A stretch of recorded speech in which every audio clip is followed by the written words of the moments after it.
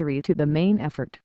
That the main effort cannot begin at the company or division level, it must originate at the national level. It must strengthen our national will to victory, and it must attack and ultimately destroy that of our enemy.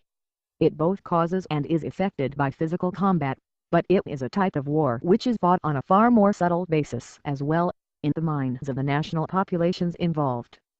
So let us begin with a simple name change.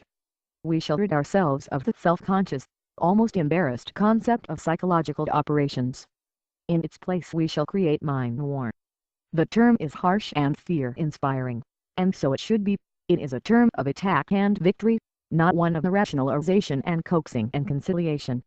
The enemy may be offended by it, that is quite all right as long as he is defeated by it. A definition is offered. Mindwar is the deliberate, aggressive convincing of all participants in a war that we will win that war. It is deliberate in that it is planned, systematic, and comprehensive effort involving all levels of activity from the strategic to the tactical. It is aggressive because opinions and attitudes must be actively changed from those antagonistic to us to those supportive of us if we are to achieve victory. We will not win if we content ourselves with countering opinions and attitudes instilled by enemy governments. We must reach the people before they resolve to support their armies, and we must reach those armies before our combat troops ever see them on the battlefields. Compare this definition with that of psychological warfare as first offered by General William Donovan of the OSS in his World War II era Basic Estimate of Psychological Warfare. Psychological warfare is the coordination and use of all means, including moral and physical, by which the end is attained, other than those of recognized military operations, but including psychological exploitation of the result of those recognized military actions, which tend to destroy the will of the enemy, to achieve victory and to damage his political or economic capacity to do so, which tend to deprive the enemy of support, assistance, or sympathy, or which tend to create, maintain, or increase the will to victory of our own people and allies and to acquire, maintain, or to increase the support, assistance, and sympathy of neutrals. Footnote 6, Roosevelt, Kermit Education War Report of the OSS. New York, Walker and Company, 1976, Volume 1, page 99. If the euphemism psychological operations resulted from, as one general officer put it in a 1917 letter, a great need for a synonym which would be used in peacetime that would not shock the sensibilities of a citizen of democracy, then it may have succeeded domestically. Footnote 7, Letter, Major General W. C. Wyman to Major General Lawrence Norstad, July 22, 1947. Quoted to Paddock, Colonel Alfred H., Psychological and Unconventional Warfare, 1941-1952, Origins of a Special Warfare Capability for the United States Army. Carlisle Barracks, U.S. Army War College. On the other hand, it does not seem to have reassured the sensibilities of the Soviets, who in 1980 described the U.S.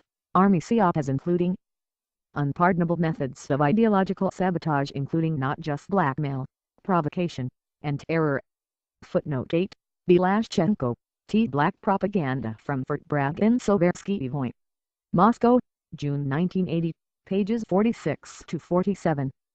The reluctance with which the Army has accepted even an antiseptic PSYOP component is well documented in Colonel Alfred Paddock's brilliant treatise on the history of PSYOP establishment.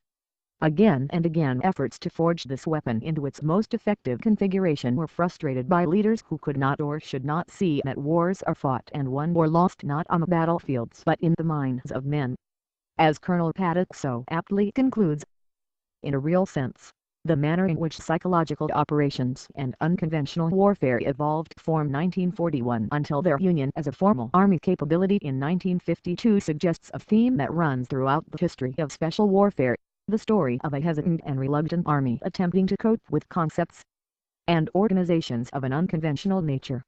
Footnote 9, Paddock, Opus Cit, page 258. According to the present doctrine, PSYOP is considered an accessory to the main effort of winning battles and wars. The term usually used is force multiplier. It is certainly not considered a precondition to command decisions. Thus PSYOP cannot predetermine the political or psychological effectiveness of a given military action. It can only be used to point that action in the best possible colors as it is taken. Mindwar cannot be so relegated. It is, in fact, the strategy to which tactical warfare must conform if it is to achieve maximum effectiveness. The Mindwar scenario must be preeminent in the mind of the commander and must be the principal factor in his every field decision. Otherwise he sacrifices measures which actually contribute to winning the war to measures of immediate, tangible satisfaction. Consider the rationale for body counts in Vietnam. Accordingly, PSYOP combat support units as we now know them must become a thing of the past. Mindwar teams must offer technical expertise to the commander from the onset of the planning process, and at all levels down to that of the battalion. Such teams cannot be composed, as they are now, of branch material officers and N.C.O.S. who know simply the basics of tactical propaganda operations. They must be composed of full-time experts who strive to translate the strategy of national mind war into tactical goals, maximize the effective winning of the war and minimize loss of life. Such mind war teams will win commanders' respect only if they can deliver on their promises. Footnote 10. May 2003. In 1980 neither PSYOP nor Special Forces were career branches in the Army. Rather they were branch immaterial, meaning that assignments to them were relatively brief and at a long-term risk of promotion within one's basic branch. Later SF would become both an officer and an enlisted branch, and PSYOP would gain an enlisted branch, but PSYOP does not yet have an officer career branch. What the Army now considers to be the most effective PSYOP, tactical PSYOP, is actually the most limited and primitive effort, due to the difficulties of formulating and delivering messages under battlefield constraints. Such efforts must continue, but they are properly seen as reinforcement of the main mind war effort. If we do not attack the enemy's will until he reaches the battlefield, his nation will have strengthened it as best it can. We must attack that will before it is thus locked in place. We must instill in it a predisposition to inevitable defeat. Strategic mind war must begin the moment war is considered to be inevitable. It must seek out the attention of the enemy nation through every available medium, and it must strike at the nation's potential soldiers before they put on their uniforms. It is in their homes and their communities that they are most vulnerable to mind war. Was the United States defeated in the jungles of Vietnam, or was it defeated in the streets of American cities? To this end, mind war must be strategic in emphasis, with tactical applications playing the reinforcing, supplementary role. In its strategic context, mind war must reach out to friends, enemies, and neutrals alike across the globe, neither through primitive battlefield leaflets and loudspeakers of PSYOP nor through the weak, imprecise, and narrow effort of psychotronics. Footnote 11. The May 2003 psychotronics was a term applied to concepts such as ESP and remote viewing by some government agencies in the 1970s ADS, possibly to make them sound more scientific, but through the media possessed by the United States, which have the capabilities to reach virtually all people on the face of the earth. These media are, of course, the electronic media, television and radio. State-of-the-art developments in satellite communication, video recording techniques, and laser and optical transmission of broadcasts make possible the penetration of the minds of the world such as would have been inconceivable just a few years ago. Like the sword Excalibur, we have but to reach out and seize this tool, and it can transform the world for us if we have the courage and the integrity to enhance civilization with it. If we do not accept Excalibur, then we relinquish our ability to inspire foreign cultures with our morality. If they then desire moralities unsatisfactory to us, we have no choice but to fight them on a more brutish level. Mind war must target all participants if it is to be effective. It must not only weaken the enemy, it must strengthen the United States. It strengthens the United States by denying enemy propaganda access to our people, and by explaining and emphasizing to our people the rationale for our national interest in a specific war. Under existing United States law, PSYOP units may not target American citizens. Footnote 12. The May 2003 This law was established after World War II, purportedly both out of distaste for the extreme domestic propaganda of the fascist powers and because of misgivings about American domestic propaganda, particularly during World War I. At the time of this paper 1980 the law was so strict that, for example, Printing presses of Army PSYOP units were prohibited from being used to run off posters or local military recruiting stations. That prohibition is based upon the presumption that propaganda is necessarily a lie or at least a misleading half-truth, and that the government has no right to lie to the people.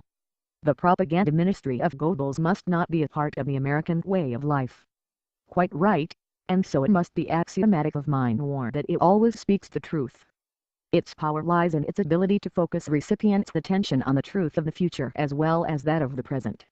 Mindwar thus involves the stated promise of the truth that the United States has resolved to make real if it is not already so. Mindwar is not new. Nation's greatest, and least costly, victories have resulted from it, both in time of actual combat and in time of threatened combat. Consider the atomic attacks on Hiroshima and Nagasaki. The physical destruction of those two cities did not destroy Japan's ability to continue fighting. Rather, the psychological shock of the weapons destroyed what remained of Japan's national will to fight. Surrender followed. A long and costly ground invasion was averted. Footnote 13 May 2003. Nevertheless, Hiroshima and Nagasaki are not very good examples of Mindwar, because, despite their psychological impact, they involved the killing and injuring of a great many people. Mindwar is perfect when no one is physically harmed. Mindwar's effectiveness is a function of its own skillful use of communications media, but no greater error could be made than to confuse Mindwar with merely the greater and more unprincipled propaganda effort. Propaganda, as defined by Harold Laxwell, is the expression of opinions or actions carried out deliberately by individuals or groups with a view to influence the opinions or actions of other individuals or groups for predetermined ends and through psychological manipulations. Footnote 14, Laxwell, Harold E. in et al., Jacks, Propaganda, The Formation of Men.